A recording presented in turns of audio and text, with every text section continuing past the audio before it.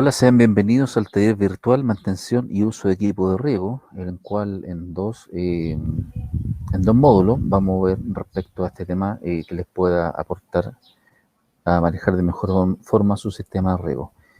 Eh, Como introducción, mencionarles que obviamente Chile posee un clima privilegiado y una ubicación estratégica de algunas zonas del país que la hacen muy importante desde el punto de vista de la producción frutícola. Dentro de ello está el norte chico y la zona central, principalmente donde tenemos noches frías, días calurosos.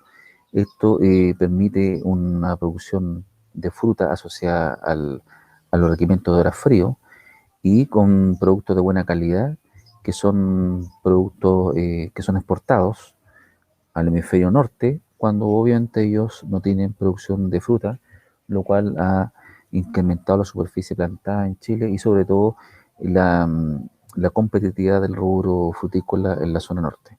Para hablar de la fundamentación de operación de los equipos de riego, es necesario saber algunos conceptos básicos, como les señalaba, son sobre todo respecto al suelo. El suelo depende de quién le consultemos qué entiende por suelo, es la definición que nos va a dar, pero en general el suelo es una capa muy delgada en relación con la corteza terrestre y todo lo que compone el globo terráqueo, y desde el punto de vista agrícola nos interesa el suelo para la producción. Siendo así, tiene unos compuestos agregados minerales, arena, limo y arcilla, y partícula orgánica, que en esta composición le dan actividad, le dan vida al suelo, ¿ya? Y de ello depende el manejo que hagamos nosotros, de la conservación que podemos tener respecto a este recurso. Con respecto a su origen y formación, va a depender de la roca madre que lo componga. Hay distintos tipos de roca y roca asociada también a distintas zonas, lo cual da calidad de suelo distinto. Uno podría preguntarse a esta altura si el suelo es bueno o malo. Yo creo que más que decir que es un suelo bueno o malo, es poder entender la aptitud que tiene el suelo respecto a la zona y con respecto a eso poder definir qué cultivo puedo tener yo y poder potenciarlo. Esta roca madre, como les señalaba, sufre acción por el viento, el agua, temperatura, efectos químicos, biológicos por algunos vegetales o microorganismos que lo van descomponiendo en el tiempo. En la siguiente lámina ustedes pueden ver cómo se comporta el suelo de acuerdo al tiempo que pasa. Aquí les voy a marcar, les voy a señalar, les voy a señalar aquí qué sucede en el tiempo con respecto a este suelo. Ya, pensemos de izquierda a derecha, partimos con un lecho rocoso, roca que está en desintegración, producto de la humedad, la temperatura, el agua, como les señalaba, va a generar que se vaya disgregando, rompiendo esta roca por contracción y dilatación. Después va a llegar materia orgánica a colonizar ahí y va a ir formando un suelo. Se van a empezar a formar horizontes. Aquí yo les marco los horizontes. Tenemos el horizonte C, la roca madre, y un horizonte A, donde hay actividad radicular, hay humus, hay desechos orgánicos y fragmentos de materia orgánica, lo cual empieza a dar más vida al suelo.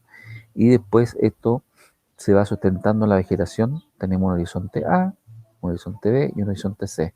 Un horizonte C asociado a la roca madre, al lecho rocoso, un horizonte B que es de transición y un horizonte A donde se empieza a generar más vida de microorganismos, más vida también con algunas especies vegetales. También cuando queremos ver un suelo es importante ver el perfil del suelo. ¿Y qué es el perfil del suelo? Es un corte vertical en el cual nos va señalando de acuerdo a las profundidades las distintas estratas que hay. Si se fijan acá podríamos definir una que está en la parte superficial con materia vegetal, una donde sustentan las raíces y después viene en profundidad. ¿Cuántas capas puede tener este perfil del suelo? Va a depender de las características, no es necesario que tenga todas y de la forma que se haya ido generando. En general los suelos de la zona norte son suelos jóvenes. ¿Qué quiere decir eso? Que yo excavo un poco y me voy a encontrar a poca profundidad con roca madre, ¿ya? Es así como nosotros podemos ir pasando de capa en capa. Es importante aquí hacer un análisis en profundidad, la actividad biológica, las raíces, y nos va a dar cuenta de el perfil que tengamos nosotros.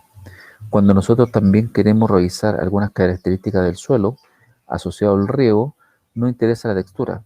Y la textura es una proporción de arena, limo y arcilla, en la cual estos componentes se van a presentar y se hace generalmente un análisis en un triángulo, que se llama triángulo textural, donde en cada punta yo coloco los elementos: arena, limo, arcilla, y en sus porcentajes que están, los voy determinando en esta escala.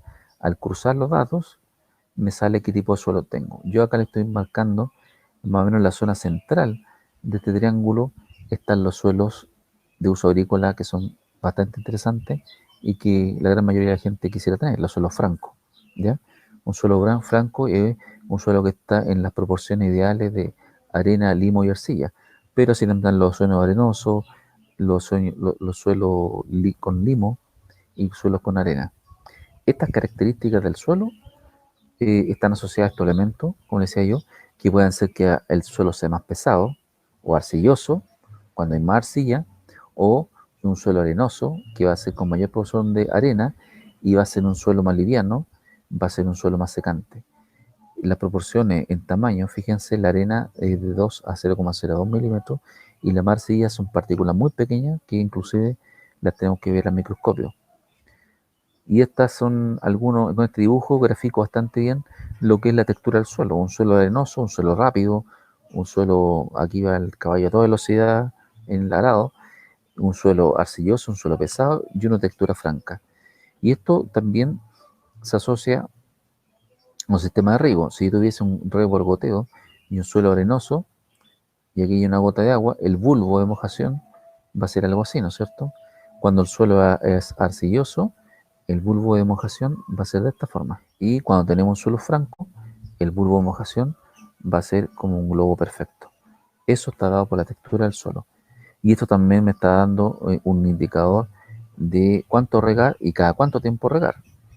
Entonces la estructura del suelo, esta estratificación, fíjense, textura 1, 2, 3, es importante que ustedes la puedan manejar porque si hacen un análisis de suelo hay que sacar textura en distintas profundidades, que son distintas como ya lo sabemos, y nos puede dar una relación con respecto a la aireación y a la infiltración de agua. Aireación es cuando estoy hablando de los macro y los microporos. Los macroporos son los que retienen principalmente el aire y los microporos son los que van a retener el agua. Qué tanto infiltro, qué tanto infiltre menos o más, va a depender de la proporción de los macro microporos. Cuando tenemos arena hay mayor cantidad de macroporos y el agua pasa. Cuando hay arcilla hay microporos y eso hace que el agua se mantenga en el suelo y sea difícil que pueda ir en profundidad. ¿Ya? Otro tema importante a la hora de analizar un suelo es su profundidad efectiva. ¿Qué quiere decir eso? En el horizonte suelo, ¿cuál es la profundidad? Fíjense que hay un suelo muy profundo en el cual permite el crecimiento de las raíces de buena manera y también poder obtener nutrientes. Cuando tenemos un suelo poco profundo, la planta está obligada a crecer más horizontalmente, e inclusive la profundidad de prospección, o sea, hacia abajo, es menor. Y eso también puede estar asociado, la profundidad efectiva, a estratas. Eh, Cuando hay carbonato calcio, generalmente se forman estratas en los suelos. Ustedes en la zona que están, tal vez lo hayan detectado, a poca profundidad se van generando un duripán, carbonato de calcio. Ustedes pueden romper con un arado, pero va a volver a formarse este, este impedimento que no nos permite que se puedan colocar algunas especies. Ejemplo, un frutal con raíz pivotante, podemos pensar en un nogal. Sería complicado poder trabajarlo acá. Soluciones, colocar algún camellón, ¿ya? Y eso está relacionado a la profundidad efectiva, ¿ya? El tértel, este impedimento que es conocido como tértel. También tenemos un escurrimiento de agua en el cual, en el perfil del suelo, el agua va a moverse, como les decía, de mayor o menor velocidad en este perfil, y va a estar dado por este escurrimiento. Si tiene pendiente, el escurrimiento va a ser mayor, tomando en mayor velocidad. Ojo, acá el escurrimiento es en superficie, me refiero en superficie. Y la exhibición, la infiltración es menor, el escurrimiento es mayor a mayor perfil, ¿ya? Hay un problema aquí que puede estar asociado a la pendiente, que es el arrastre de suelo y que pueda producir erosión. Hay que tener mucho cuidado con eso para poder identificar bastante y trabajar bastante bien el suelo. Y cuando hablamos de drenaje, hablamos de la eliminación del exceso de agua que se va a encontrar en el suelo. El exceso de agua puede hacer que se vaya al aire del suelo, porque va a estar ocupado por los macro y microporos solo por agua. Y eso va a producir que se muera, ya que las raíces no van a tener aire. Entonces vamos a tener que hacer algunos trabajos ahí, cuando el suelo es muy, muy complicado en sistema de drenaje y en sistema como extrapedial, uno puede hacer un sistema que se llama espina pescado, en el cual se van drenando los predios y se va haciendo que se drene esto. Hay unos tubos especiales para eso, unos tubos que son como corrugados y que tienen hoyitos y hacen que el agua que drena vaya cayendo ahí y se vaya. Y lo podemos derivar a un canal, no sé, a otro sistema. Esas son algunas formas de poder manejar el tema del drenaje, que nos va a interesar mucho porque está asociado también a los tiempos ríos que tengamos. Cuando hablamos de erosión, estamos hablando de la pérdida de material del suelo y por ende de su fertilidad. Puede verse el arrastre de agua por viento o por un laboreo de arado o rastra que ayudan a que se mueva y se desplace el suelo. De hecho, está muy utilizado un arado de disco o de vertedera, producen que el prima de suelo vaya quedando volteado, ¿no es cierto?, en la superficie. ¿Y qué sucede? Se expone a temperatura, se expone al viento y eso produce que se erosione mal el suelo, lo llamado barbecho. Hay que tener cuidado cuando se deja un suelo un barbecho porque se produce este fenómeno. La infiltración del agua, la penetración del agua en la superficie interior del suelo, es la que les mencionaba yo, que va en el perfil, puede ser más rápido o menos rápido, y nos va a ayudar también a detectar si el suelo se forma en charco o no. La velocidad de infiltración va a estar en función de la textura. Un suelo arenoso, la infiltración es rápida, fíjense, y al contrario, un suelo arcilloso, la infiltración es muy lenta, ¿ya? Y eso está dado por la estratificación de las partículas que les señalaba yo, que están asociadas al fenómeno de la estructura del suelo. Un árbol necesita un volumen de suelo humedecido, generalmente un 30% del área sombrada, y esto se consigue aumentando el número de emisores por planta. Entonces, los árboles adultos pueden necesitar hasta 18 emisores por planta para tener un buen mojamiento, ¿ya? Y el número de emisores va a estar en función del tamaño del árbol, de la textura del suelo. Si tiene pocos emisores, la planta en relación al tamaño puede sufrir un estrés hídrico y eso puede generar problemas fisiológicos y de producción en la planta. Ahora, cuando nosotros regamos, el agua generalmente está entre capacidad de campo y el punto de marchitez permanente. ¿Qué quiere decir eso? En los macroporos, hay una agua acá higroscópica que es retenida, que no la puede soltar el suelo, y la capacidad de campo es cuando yo riego.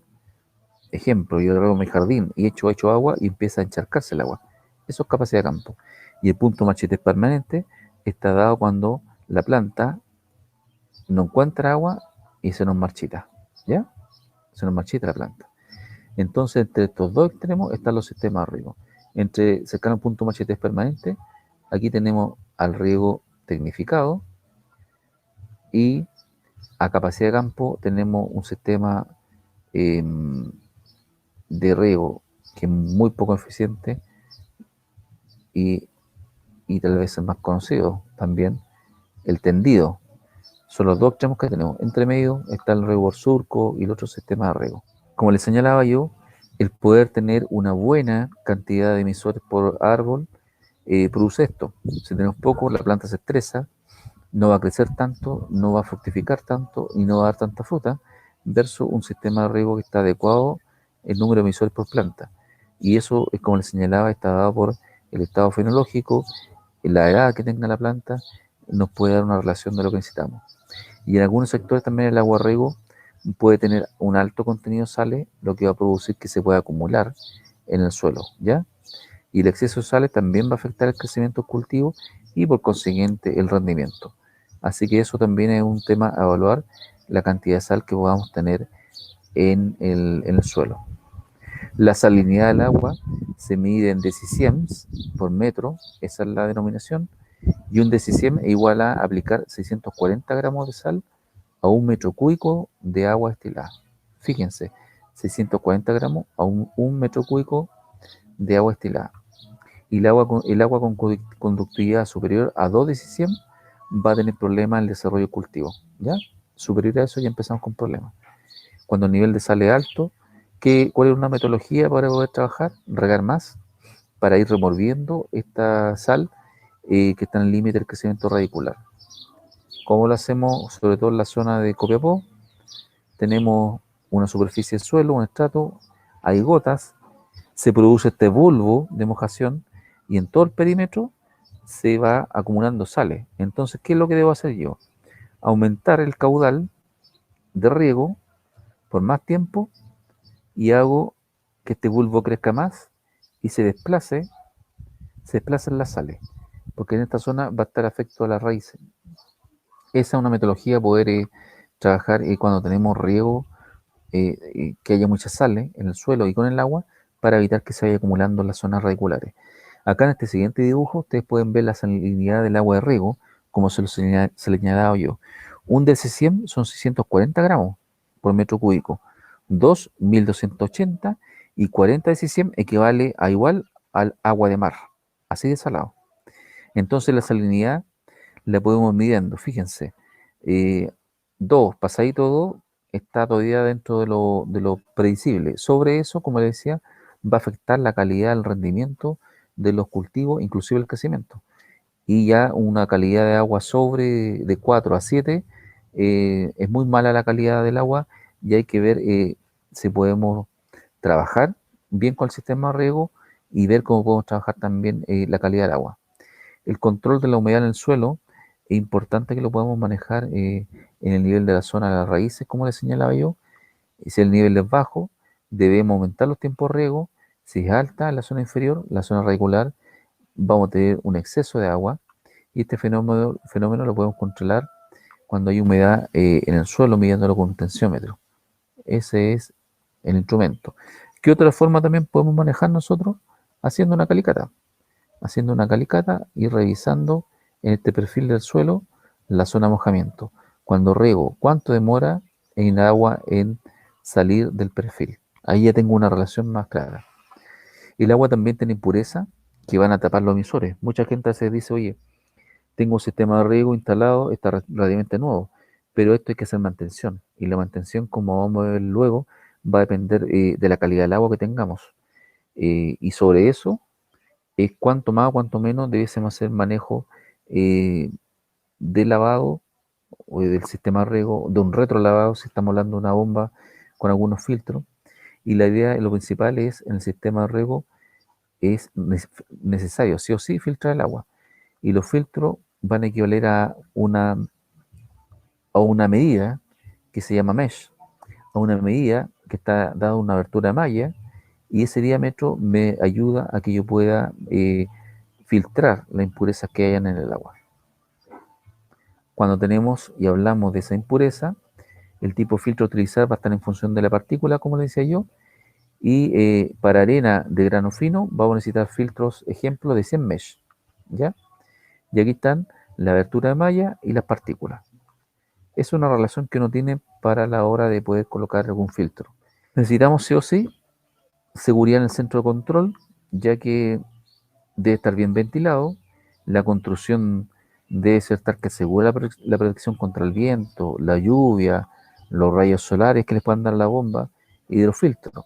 Y la puerta debe tener un candado para que no entre cualquier persona y solo el personal utilizado o el operario y que esté capacitado puede entrar al centro de control.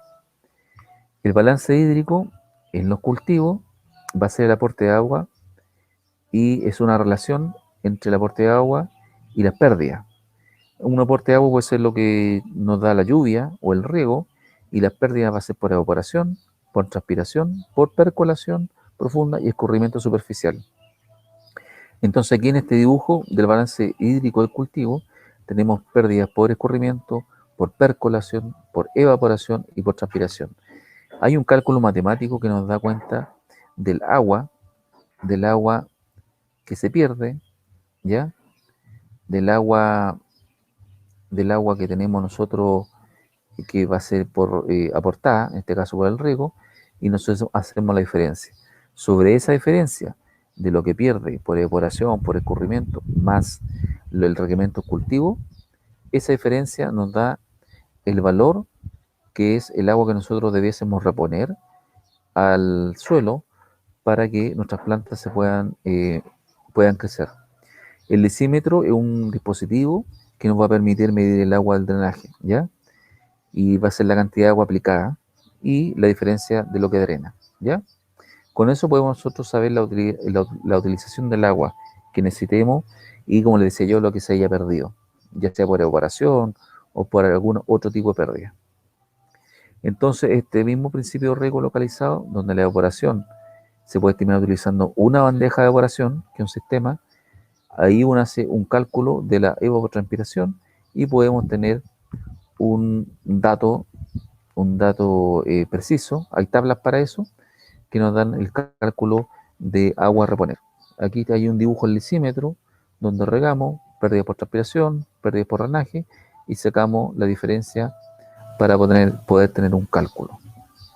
También es interesante saber que nos afecta a la hora de regar la temperatura, porque tiene un efecto directo sobre la evapotranspiración. A mayor temperatura del aire, va a ser mayor el consumo de agua por parte de las plantas. Recuerden que hay plantas que están adaptadas para suelos, para climas más secos, otras no, y eso nos va a la diferencia que debiésemos reponer. ¿Cómo controla la planta la pérdida de agua? A través de los tomas, y van a estar más o menos capacitadas y habilitadas las plantas para poder manejar ese estrés. También importante el viento, evaluar la zona donde tengamos nuestro cultivo, ya que el viento va a influir sobre la evapotranspiración y a mayor viento va a haber mayor evapotranspiración. ¿Por qué? Porque existe una zona de protección de la planta que está asociada principalmente a la zona de la hoja, que esa zona, igual como nosotros a veces nos ponemos ropa y movemos un poco la ropa y sale un aire más cálido, también se produce aquí un efecto como un colchoncito que hace que la temperatura sea más estable. Ahora, al haber más viento, remueve eso y es menor, haciendo que haya mayor evapotranspiración por parte de la planta o transpiración. La radiación solar también va a influir sobre la apertura de los tomas, como les señalaba. La luz directa tiene un mayor efecto en la apertura de toma que la indirecta, ¿ya? Esto también afecta la evapotranspiración. También tenemos la lluvia. La lluvia tiene un efecto sobre la necesidad del riego durante el año y debemos considerar a la hora de tener un balance hídrico. Hay unos gráficos que son ombrogramas que nos muestran el aporte de agua en la época del año, ejemplo de enero, puede ser a diciembre, y nos muestra en qué periodo del año hay mayor aporte hídrico en forma natural en el suelo o en las plantas, o a las plantas, ¿ya? Y aquí uno puede cruzar también dependiendo de la zona en que estemos. Esperaríamos nosotros en la zona norte una mayor cantidad de épocas con menos agua y aporte hídrico extra en los meses de verano, y solamente en invierno, en algunos meses, debiésemos tener un aporte hídrico asociado a lluvias. La humedad relativa es la humedad del aire que es importante, ya que también nos condiciona. Un aire seco tiene mayor poder de extraer la humedad de la hoja que un aire húmedo. Entonces, en zonas cercanas a la costa hay una menor evapotranspiración que zonas interiores, ¿ya? No es lo mismo a la hora de evaluar una zona de secano interior, ejemplo, o uno costero. Y la bandeja de evaporación clase A, como les señalaba también hace poco rato, es una bandeja que nos va, nos va a dar, nos va a cuantificar algunos fenómenos atmosféricos que están asociados a las plantas y un buen indicador de lo que le sucede al cultivo. El valor de la evaporación medio en la bandeja se ajusta a la evapotranspiración del cultivo con un coeficiente, hay cálculos para esto, y no va a depender de qué, de la especie y del estado fenológico en que se encuentra la planta. Esta bandeja de evaporación está generalmente cercano de algunos lados donde uno está generalmente produciendo. Acá tenemos algunos datos también que nos dan sistemas agrícolas, ejemplo línea y otros más, y se asemeja a lo que va a ser la evapotranspiración para el cultivo. Algunos conceptos básicos sobre el riego presurizado. El riego presurizado nos va a producir un ahorro de fertilizante, eso está claro, ya que el proceso de fertirrigación aplica menos, es más eficiente y se aplica muy cerca a las raíces. Entonces la cantidad de fertilizante que yo le ofrezca a la planta va a ser consumido por ella y va a haber muy poca oportunidad de que pueda ser arrastrado por el sistema de riego, como le señalaba yo, y que se vaya a infiltrar en el perfil del suelo, ¿ya? Acá tenemos un dibujo, una ahorro de fertilizante, como le decía yo, un sistema de riego tecnificado versus, ejemplo, aplicar fertilizante al voleo, es más ineficiente el segundo y también hay pérdida. El riego por goteo tiene un muy alto coeficiente de uniformidad. ¿Qué quiere decir eso? Todas las plantas reciben casi la misma cantidad de agua y de fertilizante durante la estación de crecimiento. Eso es algo muy importante. Y las condiciones para que la planta produzca son óptimas, por lo tanto, la producción va a ser máxima en cada planta. Estamos logrando el potencial que pueda producir la planta con un sistema de riego tecnificado. Eso lo puedo acá indicar, lo mostramos a través de este dibujo, donde tenemos un mayor volumen de producción con riego por goteo y sin riego por goteo una menor producción. Tenemos que las plantas no producen en función de la cantidad de agua, claro, sino en función del agua absorbida por las raíces y la transpiración de las hojas. Y esto nos da el poder definir si vamos a aplicar mucha agua o poca agua. Sucede con los métodos de riego por tendido surco, donde se aplica mucha agua, pero no significa que toda esa agua la vaya a absorber la planta, ¿ya? Y esa misma transpiración se puede lograr aplicando menos agua en los sistemas más eficientes. ¿Algún ejemplo? Ejemplo, el palto puede requerir 100 litros por día en época de mayor calor. Nos da una referencia menos de lo que un cultivo pudiese necesitar. Si riego por surco, puede ser necesario aplicar del orden de los 1800 litros por semana en riego por surco, o 800 litros por semana regando 115 litros por día. Con esto podemos darnos cuenta que hay un ahorro de 100 litros por semana por árbol, ¿ya? Y agua que podemos ocupar para regar otros cultivos y hacer más eficiente el sistema. Aquí tenemos la eficiencia en la aplicación de un sistema de riego por goteo, que es alta, y un sistema por surco, que es baja en comparación. Un suelo con alta pendiente, ¿qué quiere decir eso? Superior a un 5%, el riego gravitacional es muy difícil, ya que va a producir erosión, sí o sí. Y la arrastra de sedimento provoca un deterioro del suelo muy difícil de recuperar. Entonces el riego por goteo, este problema no existe, y ya que se mueve el agua por tubería y manguera, y va a estar solo en contacto el suelo en el punto de aplicación. En la lámina vemos lo que acabamos de conversar, un suelo con fuerte pendiente, con goteo y por riego por surco. Se fijan que va a haber desuniformidad de las plantas y también va a haber arrastre y pérdida de suelo. Una de las principales fuentes de pérdida de agua en el sistema de riego gravitacional, el escurrimiento superficial, ¿ya? El exceso de agua va a terminar ¿dónde? En zonas más bajas, cotas más bajas, y no hay forma de poder controlar esto. Inclusive pueden inundar otros potreros vecinos, que eso uno lo ve en el campo cuando dejan regando, se satura y terminamos dejando el agua que se pierda. Entonces el sistema de riego por goteo de alto costo va a requerir manguera, emisores, cañerías, válvulas, filtros y otras cosas más, y ahí también hay que instalarlo y se debe operar correctamente, como les decía. Para aquello, sí o sí, el agricultor necesita que haya una capacitación para que aprenda a manejarlo y pueda hacer también una buena mantención.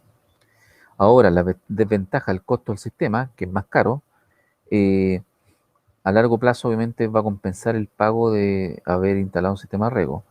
Acá está la desventaja del riego por goteo, el costo, un soporte técnico y la capacitación del agricultor es muy importante a la hora de tener riego tecnificado, para que pueda manejarlo, para que pueda mantenerlo. Junto con la capacitación, siempre debe estar aprendiendo nuevas cosas el agricultor, ¿ya?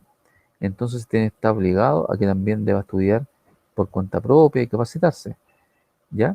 Si hay duda, debe preguntar a la persona que le apoya en su asesoría, el extensionista, o no, o si no es así, debiese tener un estudio individual por algún especialista para que le pueda despejar las dudas que pueda tener. Tenemos, eh, como les señalo ahí, una obligación de parte del agricultor de autoinstrucción, ¿ya? Cuando nosotros eh, hacemos un sistema, instalamos un sistema de riego, hay que conservar todos los planos, las especificaciones técnicas y los catálogos relacionados al sistema de riego para, en caso de poder necesitarlo, tener acceso a él sin problema, ¿ya? Y la información debe estar disponible para los técnicos que requieran con el fin de evaluar o reparar si quisieran también el sistema de riego, ¿ya? La parte de un sistema de riego, aquí empezamos a llevar un desglose de los componentes, las partes del sistema de riego y su manejo, tenemos como principal y muy importante el cabezal de riego.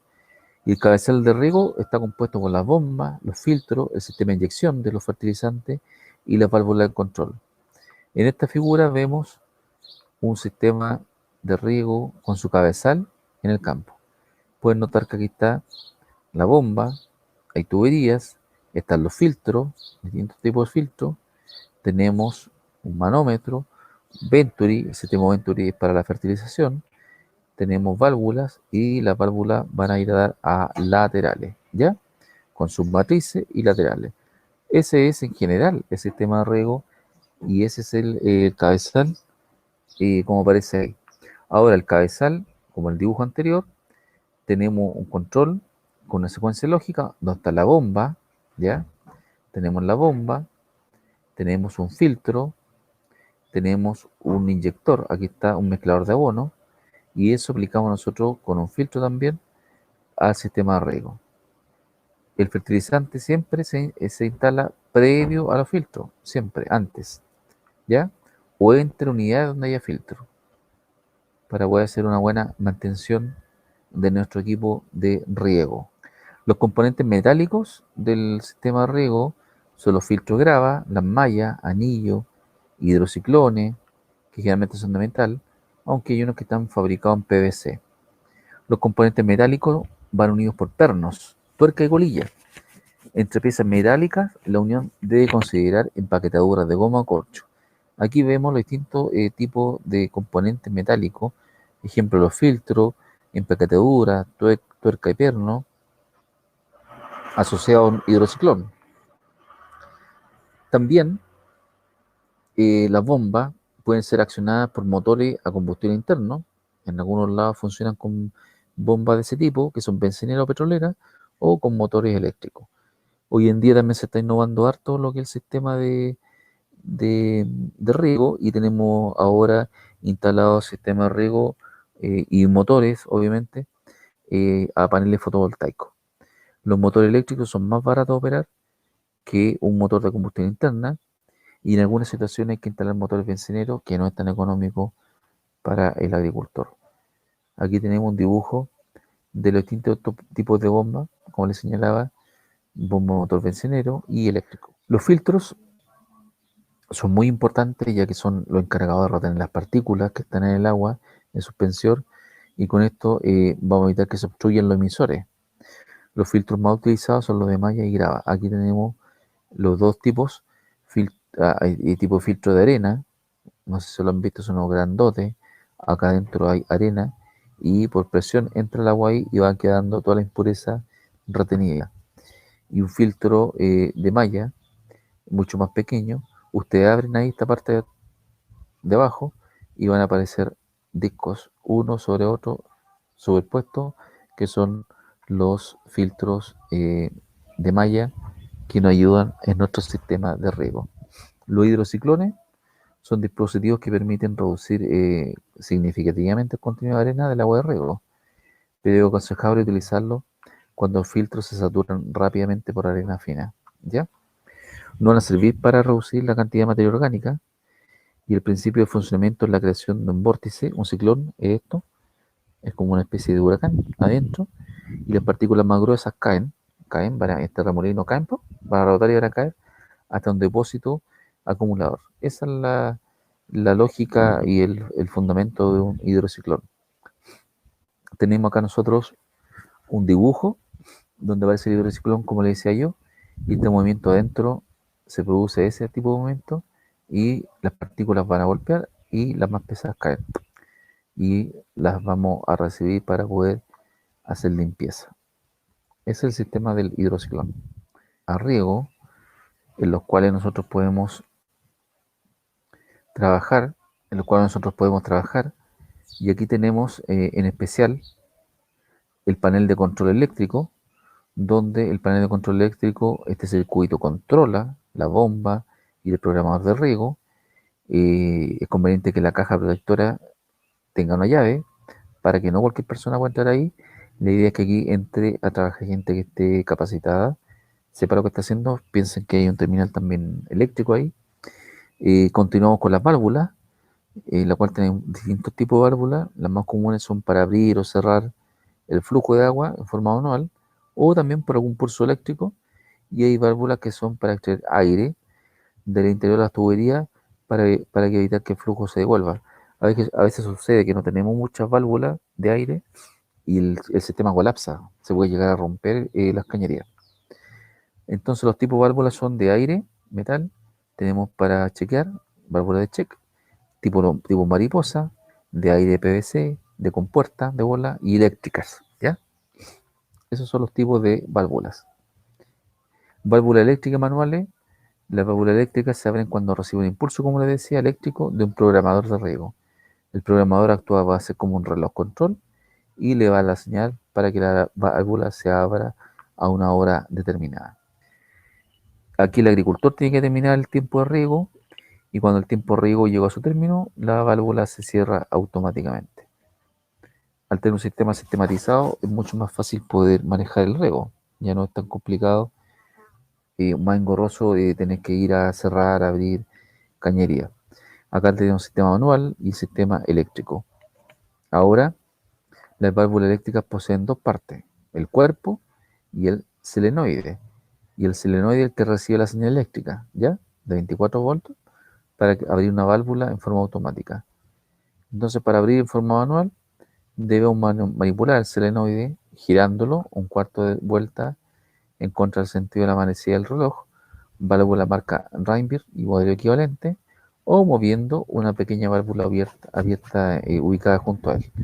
Estas válvulas que se ocupan marca Bernard y Rafael, también hay una manilla en la parte superior que hace muy parecida a las válvulas de apertura manual para que podamos regular la presión, ¿ya? Y eso son formas de hacer manejo. Cuando la manilla se gira a favor de la manecilla del reloj, el flujo se puede interrumpir, ya que la presión de la salida del agua es cero, ¿ya? Son las formas que nosotros podemos hacer uso. Aquí hay un dibujo de la válvula eléctrica donde tenemos el solenoide y el regulador de presión.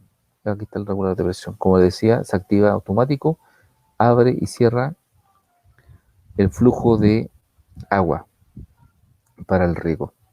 Los fittings son elementos como los codos, las TIC, curvas, reducciones, que van a permitir el cambio de dirección del flujo y también sacar arranque desde una tubería principal o poder reducir en la tubería. Aquí ahí están los fittings, el codo, PVC, un collarín, una T de PVC.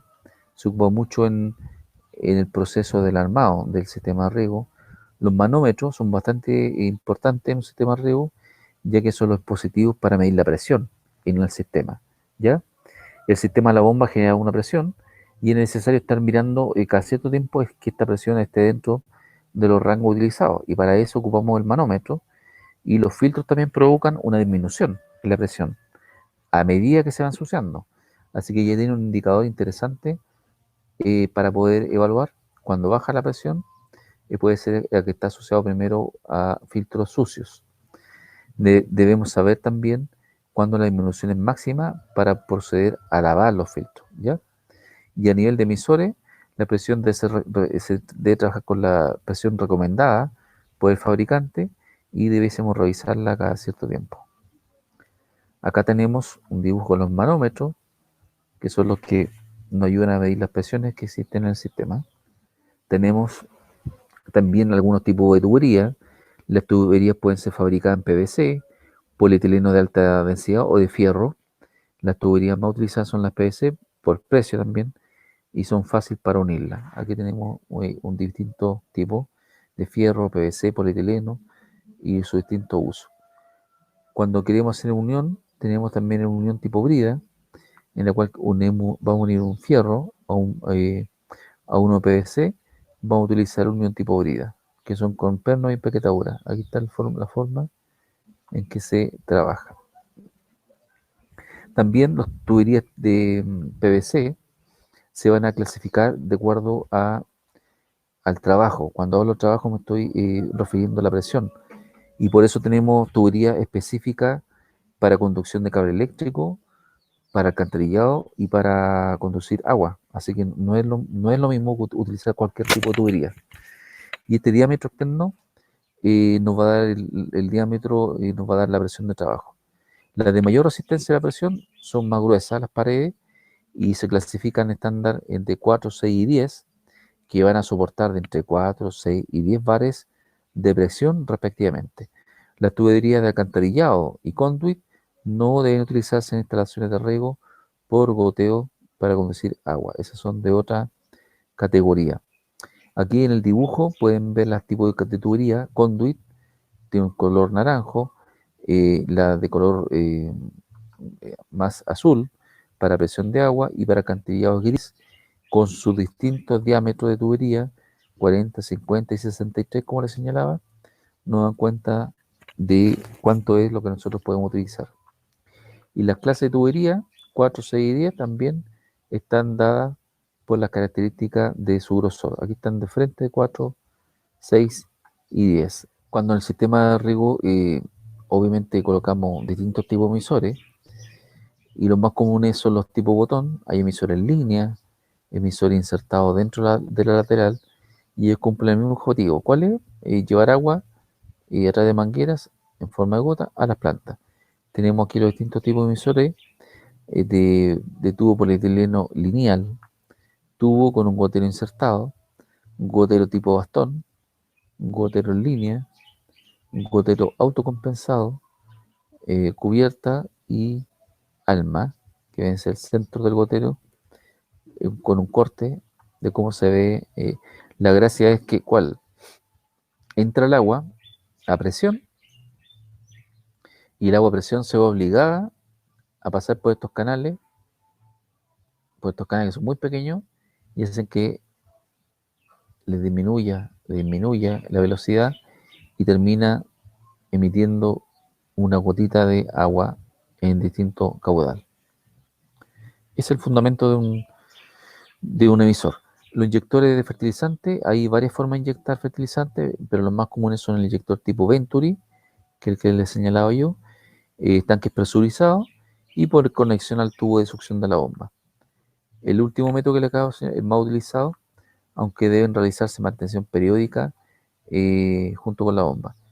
El tipo Venturi, está la presión, se cierra, obligamos a que pase por el sistema y se disminuye aquí también el diámetro y produce un efecto de succión y hace que acá puede estar un tanque con fertilizante, hace que suba por presión el fertilizante que queremos llevar al sistema de riego. Hay inyector también de fertilizante tipo Venturi, como les señalaba. También tenemos un inyector tipo tanque presurizado, que son como una especie de olla, son metálicos y tienen una presión que está dada en el sistema y se aplica el fertilizante, ¿ya? Los valores registrados debiésemos anotarlos en un cuaderno especial para poder hacer el registro de esto y debiésemos hacerlo varias veces a la temporada y ahí podemos conocer el rendimiento del equipo en el tiempo y detectar en forma anticipada si hay un taponamiento general de emisores. Y aquí tenemos todos los goteros deben estar a caudal parejo. ¿Cómo lo hago? Mido en cierta distancia, en ciertos goteros, cómo está distribuyéndose, pongo un vaso y mido el tiempo. Esto es lo que debo hacer, el caudal del emisor. Mido con un vaso graduado en el tiempo cuánta agua logré llenar. Em, yo decía que deben estar distribuidos de buena manera a la hora de evaluar el sistema de riego. Debiésemos irnos a evaluar en general los goteros que están más cerca del sistema al inicio. Vamos a suponer que aquí está la bomba, uno medio, y también evaluar el último gotero, que es el crítico. Ahí nosotros evaluamos, hacemos un cálculo y sacamos un promedio determinando la uniformidad del riego. Si hay problemas en la uniformidad del riego, estamos obligados a revisar el sistema. Me puede estar dando cuenta que hay un problema de taponamiento de goteros, que eso a veces sucede, en los emisores se tapan. Y este volumen de agua se mide con una probeta y lo vamos registrando. No hace mucho en un curso también, en un taller, me preguntaba una persona que se le tapaba el sistema de riego, había muchas lamas, y le dije, bueno, evalúe primero justamente la uniformidad de riego, después vaya a ver qué pasa con el agua, y de ahí viene el proceso que también lo vamos a ver de hacer mantención del estanque. La protección de la bomba es muy importante, ya que también, aparte de ser un recurso caro, hemos pagado por la instalación y por ese equipo, hay que protegerlo. Entonces, la protección de bomba que incluye las bombas, filtros, inyectores, deben estar sí o sí bajo techo, para que se protejan de la radiación solar, de la lluvia y del viento, ¿ya? Y esta caseta debe tener una muy buena ventilación y de un tamaño adecuado para que uno pueda ingresar y trabajar en forma cómoda, que solo puedan entrar sí o sí personas autorizadas y personas que estén capacitadas. Esto es lo que perdíamos nosotros de protección de la bomba, que esté protegida, ¿ya? Los cuidados de la bomba son importantes, ya que estas prácticas para facilitar el diagnóstico de posibles fallas en el funcionamiento del equipo en forma rutinaria se deben revisar las presiones de trabajo, utilizando los manómetros instalados antes y después de la salida de los filtros, ver el consumo de energía y el voltaje. Y todo esto debe ir registrado en forma periódica en una bitácora, que va a ser como el diario vida del sistema de riego, en el cual ustedes van a ir registrando y notando lo que haya sucedido, ¿ya? También debemos observar la profundidad de succión del agua y la distancia entre el chupador y el fondo del estanque. Una bomba no puede succionar más allá de 6 metros y la distancia entre el chupador y el fondo debe ser de 20 centímetros o más. ¿Qué sucede acá? Que con este sistema, mucha gente ocupa el sistema de succión, pero tenemos que, donde está el sistema, puede ser el pozo, o un estanque, o a un río, le sacan el sistema acá, que es el filtro, el sapito, le sacan, y al final la bomba chupa agua directamente sin tener filtro. Y va a afectar las presiones de trabajo, va a afectar la limpieza. Ojo, puede pasar agua no limpia a la bomba, pudiendo producir daño bastante grave al sistema. El consumo de energía también, debiésemos nosotros registrarlo. El consumo de energía, ya sea electricidad o combustible, ya sea petróleo o benzina, para poder llevar un buen registro de consumo y del requerimiento que tiene junto con la mantención de la bomba. El voltaje está obviamente determinado, este dado por fabricante, y debiésemos hacer un uso racional del recurso, en este caso la electricidad, de cómo poder llevarla de buena manera y que no tengamos problemas a futuro de gasto excesivo. Y eso va asociado también al diseño del equipo riego. Ejemplo, si tengo un sistema de riego en una zona de vago el dibujo, en una zona plana, y quiero el motor acá y tenemos el agua que sale, y ejemplo, quiero tener cultivo, no sé, pues de uva, en esta zona que es más pendiente, estoy obligado a que el motor, eh, a través de su caudal, me pueda dar la opción de llegar agua arriba. Generalmente cuando es mucho el requerimiento, implica que el motor tenga que ser más grande y le voy pidiendo más al equipo. Y el equipo también se va a hacer más caro, ya que necesitamos un motor con más potencia. Por eso ahí uno tiene que evaluar o instalamos sistema de riego en la parte superior, la bomba, y por gravedad de riego aprovecho la la diferencia de cuota, y puedo optimizar el sistema haciendo menos caro el tener que estar llevando agua a altura, que tiene un costo demasiado elevado a veces para que lo pueda asumir un agricultor. Y esta mantención de las bombas de motor bencinero y eléctrico deben ser revisadas todos los días, observadas, y en motores bencineros es necesario medir el nivel de aceite, cambiarlo de acuerdo a las pautas de indicación, lo que aparece en el manual del usuario, revisar los filtros, las bujías y el consumo de combustible. Con esos datos yo puedo evaluar bastante bien cómo está el sistema. Y en la instalación se debe verificar el buen funcionamiento de la válvula de pie, el sapo, que el carantín no esté obstruido por las basuras, como decía yo, y en bomba eléctrica mira el estado de los contactos eléctricos. También la calidad o la cantidad de succión que tenga va a depender de dónde instale yo este sapo en profundidad. Ahí estaba el dato que les daba yo recién y que sí o sí no esté obstruido. Ver la calidad del agua. Nuevamente volvemos al tema de la calidad del agua. Esta es la mantención que debemos hacer nosotros las bombas. El nivel de aceite, cambio de aceite, revisar los filtros y la bujía. De vez en cuando que están mirando para no tener sorpresa cuando tengamos la mayor demanda de cultivo de agua y no podamos regar por un problema tan básico como que se nos echó a perder el sistema de riego, la bomba en específico. Revisar periódicamente los contactos eléctricos, hay que estarlo revisando siempre. Los sedimentos en la bomba, cuántos sedimentos hay en la bomba, eso va a depender de la calidad del agua, de dónde esté ubicado. Si hay mucha agua precipitada, va a generar problemas en el sistema, y eso hay que estarlo revisando, chequeando. La válvula de pie y el canastillo. Como decía yo, hay que estar bastante claro de cómo está el sistema, evaluarlo ojalá antes de temporada y después de que se haya generado el sistema de haber regado, poder evaluar cómo está, ¿ya?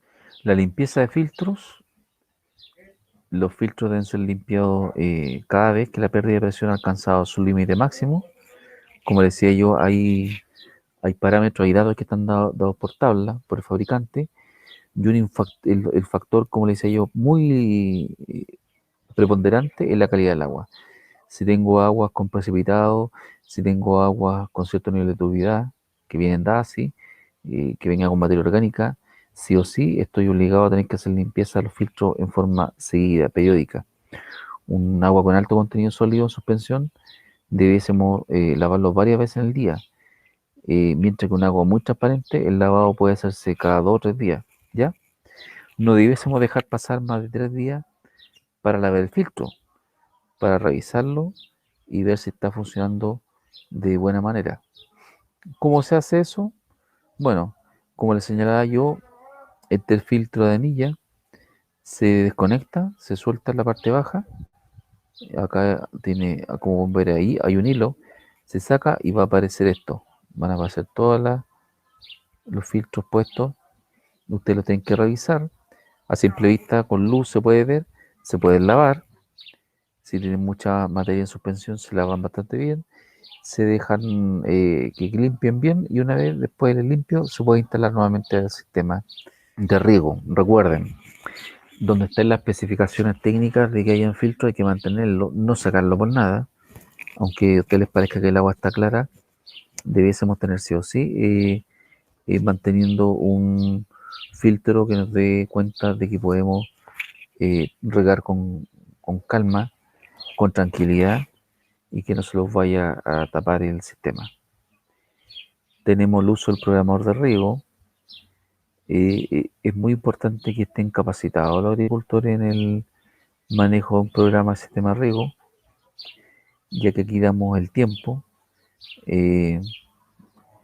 Debe recibir una capacitación el encargado o el agricultor que le haya hecho en la instalación y también algún profesional competente. Aquí nosotros determinamos la fecha, la hora, el tiempo de riego y los sectores de riego. Si yo tuviera un campo muy grande, por ejemplo, y tengo muchos sectores, el 1, el 2, y vamos a suponer que por acá en altura tiene otro sector. Vamos a suponer, porque te acuerdas que le decía yo que había que ver la eficiencia de tener el sistema de riego instalado donde corresponde. Y ahí nosotros controlamos en qué fecha, a qué hora, cuánto es el tiempo de riego y cuántos sectores. Entonces yo puedo programar que riegue, ejemplo, el sector 1 de tal hora a tal hora y eso automáticamente, llegado el momento, va a empezar a regar. Las válvulas eléctricas, las válvulas se abren o se cierran por un pulso eléctrico, como comentábamos, y va a ser enviado del programador de riego. En algunos casos el pulso eléctrico nunca va a llegar, llega un problema de conexión en los cables, ¿ya? Hay que ver, revisar siempre en forma rutinaria las conexiones, ver que estén funcionando y que no generen algún problema. Verificar el estado de las válvulas eléctricas, aquí tenemos un dibujo donde nos muestra cómo podemos estar viendo el uso y verificación de la calidad de la válvula eléctrica para que no tengamos problemas después a la hora de utilizar el sistema de riego. Otro dato interesante a considerar es cuando tenemos el manómetro en mal estado, este instrumento que nos mide la presión. Es un instrumento con señalada para medir presión y como tales son delicados, no cualquiera puede utilizarlo. Y si uno de ellos falla, se va a quebrar todo el sistema o está descalibrado. Hay que cambiarlo inmediato.